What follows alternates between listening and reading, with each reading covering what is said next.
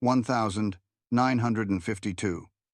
Altitude, 42,000 feet. Speed, climbing past Mach 0.9. The roar inside the MiG-15's cockpit was deafening as Soviet pilot Lieutenant Colonel Yuri Sokolov pulled back hard on the stick, throwing his jet into a steep vertical ascent. Below him, the blue-gray streak of an American F-86 Sabre was supposed to be falling away, overmatched, outclimbed, outgunned.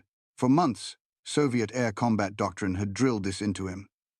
MiG goes up, Sabre stays down. That was the rule. That was the advantage. But this time, something was wrong. The Sabre wasn't falling behind. It was climbing, not just keeping up but gaining altitude, accelerating in vertical pursuit. Sokolov's eyes flicked to his altimeter, then back to his rearview mirror. The dot was still there. Bigger now. Then came the shudder. His MiG began to buffet a dangerous pre-stall vibration. The angle was too steep, the speed bleeding off too quickly. Sokolov knew he had just seconds to level out before the engine flamed out. But the Sabre was still pushing up, smooth and stable, trailing a clean vapor line straight through the sky like it was riding a rail. The American pilot was doing the unthinkable. In Soviet design bureaus, the MiG-15's climb rate was considered sacred, a defining statistic meant to dominate the skies. Its massive engine-to-weight ratio, 35-degree swept wings, and high service ceiling were engineered for vertical superiority. American analysts themselves had admitted it. On paper, the MiG could outclimb the Sabre by thousands of feet per minute. Yet here, over the frozen mountains near the Yalu River, that doctrine was unraveling in real time. At the peak of his climb, Sokolov's engine choked on thin air. The horizon spun. He flipped the aircraft into a dive, trying to recover before the Sabre got a firing solution. Too late. Shells tore through his tail assembly before he ever saw the burst. 1 second, the MiG was climbing to victory. The next, it was spiraling toward the Korean soil below. When Soviet engineers reviewed the gun camera footage months later, they dismissed it as a fluke, a one-off anomaly, a lucky climb, a skilled American ace. But it wasn't luck, and it wasn't an accident. It was the beginning of a secret reversal, a truth that Soviet command would refuse to believe until it was too late. The F-86 could outclimb the MiG-15. And worse, it knew when to do it. In the vaulted halls of Moscow's Chagi, the Central Aerohydrodynamic Institute, engineers once held the MiG-15 as the most dominant airframe of its generation. Climb rate, service ceiling, thrust-to-weight ratio on every metric that mattered. It appeared to outmatch its American rival. The data said so. The flight tables confirmed it. But none of that mattered in MiG Alley. By the second year of the Korean War, whispers began trickling back from Chinese and Soviet pilots flying combat sorties. Sabres are climbing with us. It made no sense. On paper, the F-86 should have lost every vertical contest. Soviet doctrine was built on that fact. MiG-15 pilots were explicitly taught to brake upward when engaged. The design philosophy, rooted in German wartime data and refined in post-war wind tunnels, prioritized zoom climbs and high-altitude turns. The Americans, meanwhile, had designed the Sabre to survive the climb, not dominate it. So when the kill ratios began to shift, when MiG pilots started dying at altitudes they were supposed to own, Soviet strategists fell back on one comforting explanation: pilot error. It must have been bad climbing angles, poor acceleration timing. Maybe the MiG pilots were flinching under pressure, throttling too early, or misjudging their energy reserves. Back in Moscow, bureaucrats clung to the numbers. On a clean climb, the MiG-15 could reach over 50,000 feet. The Sabre maxed out just below that. In theory, a MiG should always be above the fight. But in Korea, theory didn't matter. American pilots had learned the MiG's rhythm. They knew when the Soviet jet bled speed. They learned how to feint into turns, draw the MiG into a climb, then counter with their own but on more favorable terms. The Sabre couldn't beat the MiG on paper, so it stopped playing by the paper. This wasn't a technical glitch. It was a tactical inversion. Even more disturbing for Soviet command, U.S. pilots began initiating vertical engagements. They weren't just reacting anymore. They were choosing the high fight and winning. Inside Soviet design circles, this revelation was blasphemy. The MiG's role was to own the vertical domain. Every design choice, from its thin wings to its climb rate, was optimized for that. The F-86, by contrast, was supposed to be a turn fighter, better at lower altitudes and horizontal spirals. Yet, sortie after sortie, Sabres were catching MiGs in the climb, executing steep reversals, and finishing the fight from above. If this was true, if the Americans had cracked the vertical puzzle, then everything about Soviet air superiority assumptions was wrong, not outdated, not flawed, broken. And the realization didn't come from a briefing room in Moscow. It came from flaming wreckage raining down across the Korean peninsula. In the Soviet playbook, vertical movement was gospel. Air superiority wasn't just about speed, it was about altitude dominance. If a pilot could climb faster, they could dictate the fight. In the Soviet Air Force, climb rate was more than a statistic. It was a weapon. Their pilots were trained to exploit it relentlessly. Break contact by going vertical, use altitude to convert potential energy into kinetic, and strike from above with gravity and surprise. The MiG-15 was built around that very philosophy. Its massive Klimov VK-1 engine, derived from a British design, delivered raw power at high throttle. Combined with the MiG's lightweight and swept wings, it gave the aircraft spectacular performance in vertical maneuvers, at least in theory. Soviet instructors taught that if a MiG met a Sabre, the right move was to climb and reset the fight. Soviet pilots were expected to go up at the first sign of a trap, but the Americans weren't following the same rules. U.S. doctrine, particularly among F-86 squadrons in Korea, was rapidly evolving. Early in the war, Sabre pilots had tried to match the MiGs in vertical breaks and paid for it. Many were outclimbed, outturned, and lost. But as pilot losses mounted, the Americans did something that Soviet doctrine didn't account for. They adapted. Instead of training pilots to conform to the Sabre's perceived limitations, American instructors began teaching pilots to play to the jet's hidden strengths: smooth control response, predictable stall characteristics, and better energy retention in compound maneuvers. In practice, this meant the Sabre could survive longer in aggressive climbs without stalling. More importantly, its hydraulic control system gave pilots better input feedback at high G loads, something the MiG sorely lacked. By 1952, a new kind of American pilot emerged, one trained not to outmatch the MiG's stats, but to outmaneuver its limitations. They weren't just climbing. They were timing their climbs, triggering them at energy states where the MiG would bleed speed faster, braking upward not to escape, but to bait the MiG into a stall. Fight it couldn't win. This wasn't just tactics. It was an emerging doctrine. The Sabre was no longer playing defense. It was turning the MiG's best advantage, its vertical superiority, into a trap. Pilots began initiating spiral climbs to lure MiGs into energy-sapping pursuits. Others deliberately climbed through the MiG's ceiling envelope, knowing the Sabre's smoother control handling would keep them flying while the MiG staggered in thin air. Soviet instructors had no answer. Their curriculum, rooted in 1,940 seconds, air combat logic, didn't teach pilots to recognize the signs of an energy trap. Nor did they train them to fight in vertical reversals, where control surface feedback and stall recovery made the difference. This was a quiet revolution. On paper, the Sabre still lost the climb fight. But in the sky, the opposite was becoming true. And once American pilots realized they could hold their own in the vertical, they started going there on purpose. Not to escape, to finish. January 1953. Clear skies over the Chongchon River Valley. A two-ship flight of F-86 Sabres patrols the northern edge of MiG Alley, cruising at 32,000 feet. In the distance, 4 MiG-15 seconds appear at high altitude, flying line abreast. The classic Soviet intercept pattern, The American lead pilot radios a terse warning.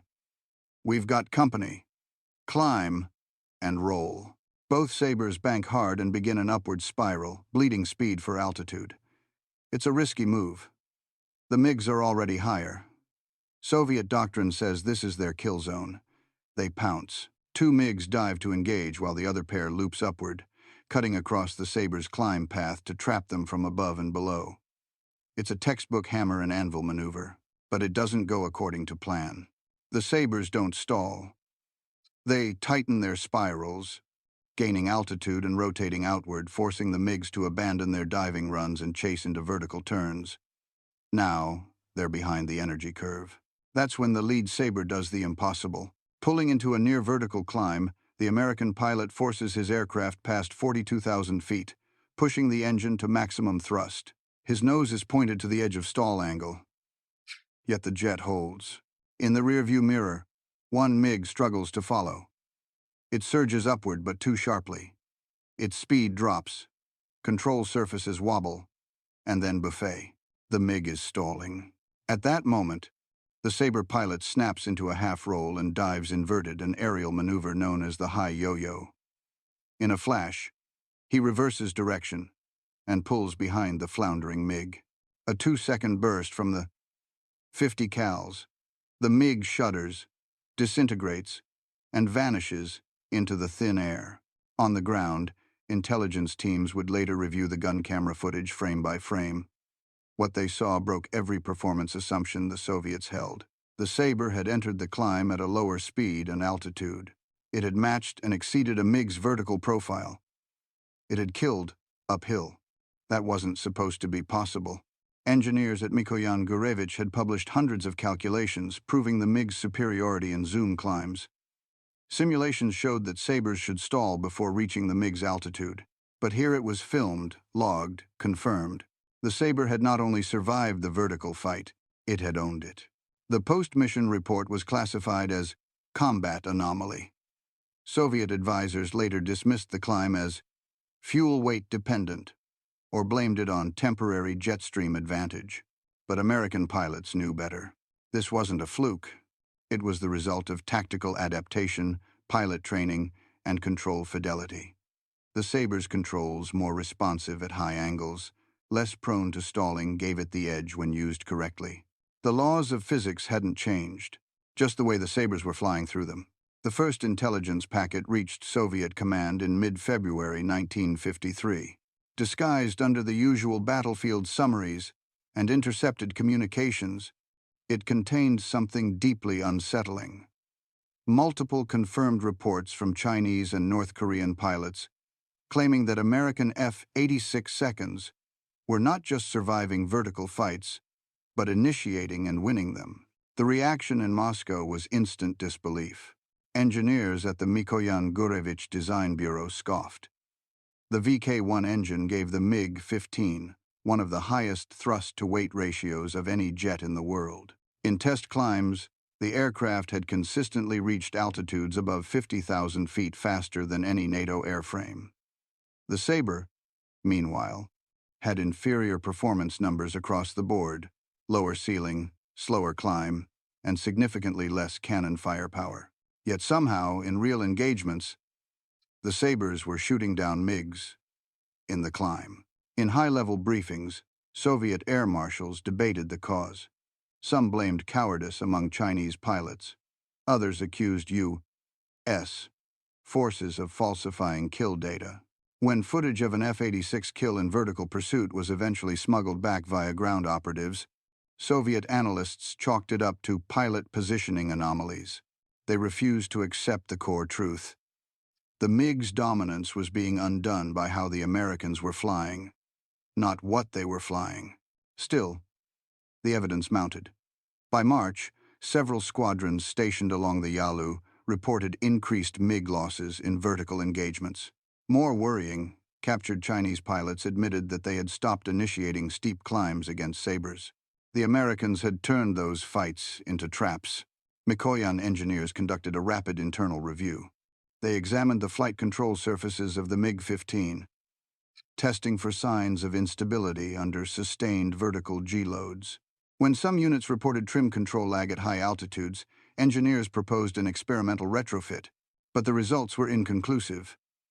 Nothing explained how a heavier, slower climbing Sabre was winning uphill battles.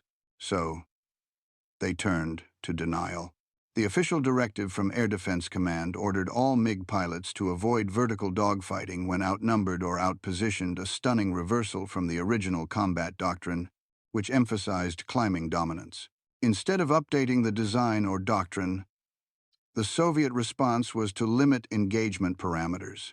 For the first time, MiG-15 pilots were instructed to hold altitude, not to pursue, not to chase, but to stay level unless a clear advantage was visible. This was a concession, not to the aircraft's weakness, but to the Americans' growing strength in adaptive tactics.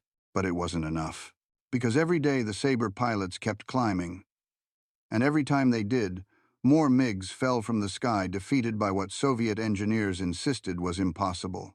By late spring 1953, the Soviet aviation community had reached an uneasy consensus. Something had changed in MiG Alley, but it couldn't be the aircraft. The MiG-15, by every metric available to Soviet engineers, still held the technical edge in vertical combat. To resolve the contradiction, a new theory emerged, one that tried to explain away the Sabre's improbable success without challenging Soviet doctrine. It became known in classified circles as the jet stream hypothesis. According to this theory, the Sabres were using natural high-altitude winds to assist their climbs. Jet stream tunnels, the engineers claimed, allowed American pilots to gain altitude faster in certain conditions, effectively riding the sky in ways MiG-15 seconds weren't trained to exploit. Reports began circulating that U.S. pilots had developed specialized meteorological tactics, timing their climbs to align with favorable wind vectors, using geography and weather as multipliers. It sounded scientific. It sounded plausible, and it was completely wrong. No such meteorological maneuvering was taking place. In reality, the Sabre's vertical success was built on a trio of hard-earned advantages: smoother control response, superior stall resistance, and pilot experience in managing energy through complex maneuvers. The Americans weren't riding wind. They were riding feedback loops, learning from every sortie, every engagement, every near miss. But the Soviet hierarchy preferred a convenient illusion. The jet stream hypothesis was appealing because it preserved the mythology of MiG superiority. It allowed Soviet design bureaus to maintain confidence in their blueprints, and it gave field commanders a way to explain losses without questioning the doctrine that underpinned their entire air strategy. Training manuals were quietly revised to include wind vector advisories. Pilots were briefed on counter-jet stream tactics, and meteorological teams were deployed to identify climb-favorable zones before missions. Yet, none of these changes stopped the bleeding. The Sabres kept climbing. The MiGs kept falling. Even as the theory unraveled under scrutiny, its believers dug in deeper. Some senior engineers speculated that the Americans had secretly developed climb assist boosters or employed onboard accelerometers to guide precision climbs. Others blamed altitude deception, a belief that Sabres were misreporting their altitude to lure MiGs into energy traps. None of it was true. But the wrong theory served its purpose. It insulated Soviet pride. It delayed the reckoning, and it let Moscow avoid the one truth it feared most. The enemy wasn't breaking the rules. The enemy was rewriting them. When the jet stream hypothesis collapsed under its own weight, a second, more technically grounded theory rose to take its place. One that seemed to align with Soviet engineering logic: the thrust-to-weight fallacy. According to this explanation, the reason Sabres were winning in vertical combat wasn't tactics, wasn't training, it was brute force. Some Soviet theorists began pushing the idea that the F-86 had secretly improved its engine output, delivering more thrust than originally believed. If true, that would explain the impossible climbs observed over Korea, and it wouldn't require admitting to a doctrinal failure. Soviet analysts pored over every piece of available data. They studied the J-47GE-27 engine installed in the latest Sabre variants. comparing it to their own VK-1. On paper, the MiG's power plant still produced more static thrust. But proponents of the new theory argued that the Sabre had better thrust application, that its engine retained power at higher altitudes more efficiently, especially during aggressive maneuvering. To validate the idea, Soviet command began collecting fragments of downed Sabres. One wreckage recovery yielded a partial J-47 turbine. Engineers at the LII Flight Test Center examined the components for signs of fuel mixture enhancement or compressor overdrive, any indication the Americans had out-engineered them at the combustion level. They found nothing unusual, but that didn't stop the theory from spreading. It reached the training academies, the design bureaus, even the Kremlin. American kill ratios were now being blamed on a surprise performance leap, a story easier to stomach than the alternative. Soviet pilots weren't losing because of how they flew, but because of an unfair advantage. Yet within the tactical community, this story didn't hold. Experienced Soviet flight instructors knew the truth. A few thousand pounds of thrust didn't explain the Sabre's tight climb arcs, its low-speed control authority, or the fact that MiG pilots were stalling out while Sabres remained fluid. The issue wasn't power. It was control. The F-86 featured hydraulically boosted controls, giving its pilots far greater authority at high speeds and in sharp angles. The MiG-15, by contrast, relied on manual inputs that stiffened under G-load. In a steep vertical loop or hard climb, the Sabre could adjust, and the MiG couldn't. It wasn't about which jet had more thrust. It was about which pilot could still fight while climbing. But that wasn't what the Kremlin wanted to hear. And so the thrust-to-weight fallacy endured comforting, technical, and ultimately false. It told Soviet engineers they'd only been outbuilt, when the truth was far worse. They'd been outflown. Throughout the final year of the Korean War, Soviet intelligence operatives launched a desperate campaign to uncover the true secret behind the Sabre's vertical dominance. If the MiG-15 was failing in climbs, something it was never supposed to do, then there had to be a classified American enhancement responsible. They searched everywhere. The GRU and KGB requested technical data from intercepted radio logs, analyzed intercepted maintenance calls, and even bribed South Korean black market contacts to recover fragments from Sabre crash sites. In one instance, a half-destroyed Sabre wreckage was recovered from a remote valley in North Korea and smuggled by night to Soviet engineers stationed at the Andong airfield. What they found in the debris confused them. There were no afterburners, no special fuel lines. The J-47 engine was standard. The airframe didn't conceal any advanced radar or auto-climb assist system. One officer even wrote in a report, "The American power plant is too conventional for the performance observed." Still, Moscow couldn't let go of the belief that a secret tech breakthrough had occurred. The Americans had to be cheating. A flurry of new directives followed. One urged all Soviet-aligned ground crews to inspect enemy wreckage for climb optimization devices. Another warned pilots to beware of deceptive altitude signaling, a reference to a fringe theory that American Sabres could broadcast false altitude metrics to lure MiG pilots into bad climbs. None of it was true. Meanwhile, U.S.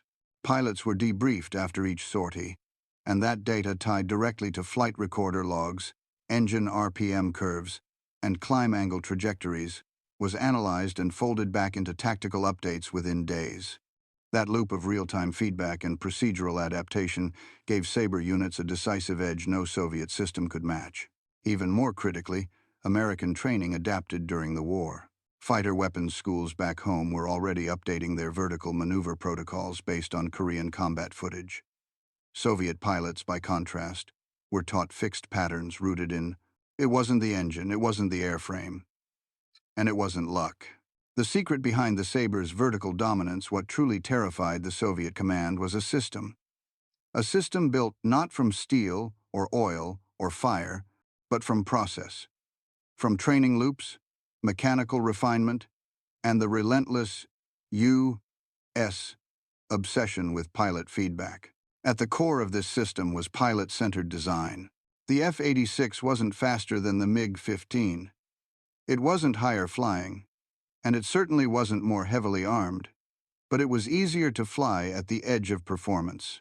Its hydraulically boosted controls gave pilots precision input under high G conditions. It responded predictably even in stall zones, offering the confidence to pull vertical when instinct said level out.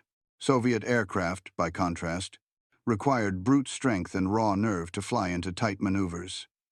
MiG pilots often had to fight the airframe as much as the enemy. The MiG-15's manual controls would stiffen under load, sometimes locking out critical corrections in a vertical climb. In long loop arcs or rapid spirals, American pilots could simply fly better because their aircraft let them. But the Sabre's true edge wasn't in its controls. It was in its feedback loop. Every mission flown by F-86 pilots over Korea was followed by a meticulous debrief. Not just recounting who fired or who evaded, but how the jet performed in tight situations. At what speed did the wings start to buffet? How did the stick feel at 40,000 feet? Where did engine response lag during a climb out? That data was collected, logged, and compared across squadrons. Engineers back in the States received continuous updates. Flight manuals were reissued mid-campaign. Tactics evolved weekly. Instructors reworked aerial maneuvers based on real combat, not simulations. And it showed. By 1953, Sabre squadrons had refined vertical maneuvers into something closer to a science. New patterns, like the spiral reversal, the high yo-yo extension, and the energy trap roll climb became standard practice, none of which existed at the start of the war. Soviet forces had no equivalent. Their pilots followed pre-approved scripts, learned in flight schools years earlier. Disobedience, even innovation, was discouraged. But American pilots were expected to improvise. Their mistakes were mined for gold, not punished. And over time, this culture turned what began as a statistically inferior aircraft into a lethal predator in vertical combat. Then came the doctrine shift. By the final months of the war, Sabre squadrons didn't just defend against MiG climbs, they baited them. Pilots would feign weakness, then spiral into steep ascents. They would exploit the MiG's slower stall recovery, force overcorrections, then dive into the blind spot with guns blazing. MiG-15 pilots found themselves forced into defensive spirals, reversing the power dynamic. They were being outclimbed by jets that, by all Soviet calculations, couldn't possibly reach them. It wasn't the aircraft that flipped the climb ratio. It was a system of learning, a system of adaptation, one that turned feedback into firepower and imperfection into dominance. June 1953. High above the Yellow Sea, a Soviet-led interception team of 6 MiG-15 seconds engaged a flight of 4 American F-86 Sabres, returning from a combat patrol. The MiGs had altitude and numbers. By all traditional doctrine, this should have been a rout. It became a humiliation. The lead MiG dove first, initiating the assault with a textbook boom and zoom strike. But the Sabres didn't scatter. Instead, they pulled into a tight spiral climb, a suicidal move, according to Soviet expectations. 2 MiGs followed, expecting an easy finish. But in less than 12 seconds, the tables turned. One Sabre rolled out of the climb early, reversed direction, and cut across the MiG's turning circle. A brief burst from its 6 .50 caliber guns shredded the lead MiG's fuselage. The wreckage spiraled into the sea. The second MiG attempted to climb away only to find the remaining Sabres gaining, not falling behind. The impossible had just happened again. Soviet command received the kill confirmations with disbelief. 6 MiGs, 4 Sabres. Result: 2 Soviet kills, 3 losses, 1 MiG fleeing with engine damage. But the worst part wasn't the numbers. It was how it happened. The F-86 seconds had drawn the MiGs into a vertical trap. Again, from Moscow's perspective, the encounter was a complete violation of everything their pilots were trained to believe. That the MiG-15 should dominate the vertical. That the Sabre was inferior. That climbing was always an escape, never an attack. But in Korea, the Americans had rewritten that rule. What followed that encounter was a wave of internal reports across the Soviet Air Force. Veteran pilots, returning to bases in China and the Soviet Far East, reported that they no longer trusted their own training. One squadron leader famously told his commander, "The climbs are where they kill us now."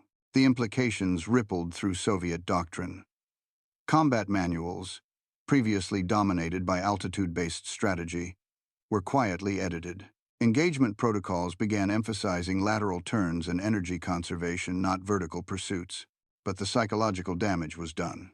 The MiG's pride had been its climb. Its dominance was supposed to come from speed and height. Yet American Sabres had turned that pride into a weakness. With superior energy management, better control at the edge of stall, and the courage to climb into a fight, not away from one, the Sabres had embarrassed the MiG-15 inches, the very dimension it once ruled. It wasn't just a tactical defeat. It was a doctrinal collapse. The MiG had been designed for the sky above the battle, and now that sky belonged to someone else. When Soviet command digested the final kill ratios from the Korean War, 7 to 1 in favor of the Sabre by some counts, it was not just a military embarrassment. It was an ideological disaster. The MiG-15 had been the Soviet Union's crown jewel of aviation. Designed in haste but with confidence, it symbolized the emerging parity or even superiority of Soviet technology in the post-war world. Its swept wings, pressurized cockpit, and high-performance engine were all meant to send one message: the East can match the West. But the skies over Korea told a different story. MiG-15 pilots had fought bravely. In many engagements, they held their own. But the Sabres' consistent victories, particularly in vertical engagements, exposed a far deeper fault line. The entire Soviet combat doctrine was built on untested assumptions that speed would always beat maneuverability, that numbers would compensate for tactics, that a theoretically superior aircraft would automatically dominate. The war shattered all of them. The Americans hadn't just built a competitive aircraft. They had built a system, one that trained pilots faster, adapted doctrine quicker, and closed the loop between cockpit experience and command-level changes. Soviet leadership, obsessed with quantitative measures, engine output, climb rate, wing loading, had missed the qualitative edge that defined the Sabre's performance. Decision-making in real time. This mismatch in approach became glaringly obvious post-conflict. In the West, Sabre pilots returned home as combat-tested veterans, debriefed to improve future aircraft designs. Flight manuals were rewritten, new jet concepts explored, and pilot training adjusted. The F-100 Super Sabre was already in development, informed by every hard-learned lesson from MiG Alley. In the East, Soviet generals buried their conclusions in ambiguity. The MiG-15 wasn't declared obsolete, just mismatched for the Korean environment. Losses were blamed on terrain, weather, radar interference, even overexertion by foreign pilots. Nowhere in the internal analysis did Soviet command fully admit that they'd been outthought, not outbuilt. This denial infected every branch of planning. Rather than overhaul pilot training, they doubled down on hardware.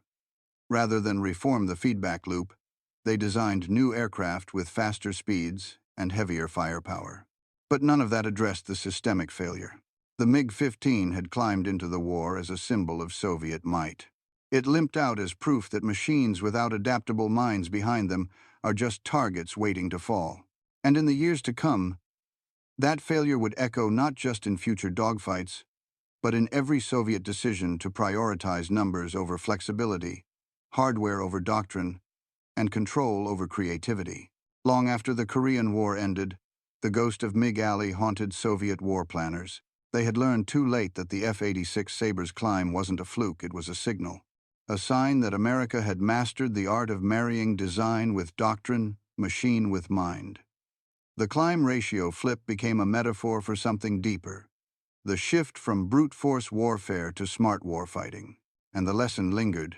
Throughout the Cold War, Soviet engineers struggled to regain the vertical edge. They poured resources into the MiG-21, then the MiG-25, chasing ever higher ceilings and blistering climb rates.